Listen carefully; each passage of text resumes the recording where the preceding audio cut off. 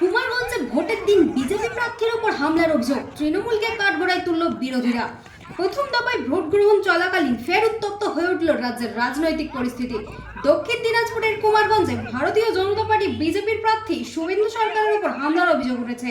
তাকে কিল, চর, ঘুষি ও লাথি মারা হয়েছে বলে অভিযোগ, যার জেরে এলাকায় চরম উত্তেজনা ছড়ায়। বিজেপির অভিযোগ, এই হামলার পিছনে রয়েছে তৃণমূল কংগ্রেস। ঘটনাকে কেন্দ্র করে এলাকায় ব্যাপক চাঞ্চল্য ছড়ায় এবং নিরাপত্তা নিয়ে প্রশ্ন উঠতে শুরু করে। অভিযোগের ভিত্তিতে ইতিমধ্যে বিষয়টি নজরে নিয়েছে নির্বাচন কমিশন।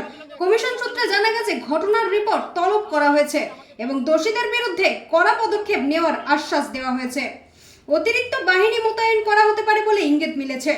ঘটনার পর বিজেপির নেতৃত্বের দাবি, রাজ্যে সুষ্ঠু ও অবাধ ভোট গ্রহণ নিশ্চিত করতে কেন্দ্রীয় বাহিনীর উপস্থিতি আরো জোরদার করা প্রয়োজন। অন্যদিকে তৃণমূলের পক্ষ থেকে এই অভিযোগ অস্বীকার করা হয়েছে। একে বলে রাজনৈতিক উদ্দেশ্য প্রণোদিত বলে দাবি করা হয়েছে। ভোটের দিন এমন ঘটনায় সাধারণ ভোটারদের মধ্যে আতঙ্ক তৈরি হয়েছে। পরিস্থিতি সামাল দিতে প্রশাসন সতর্ক অবস্থানে রয়েছে। নমস্কার।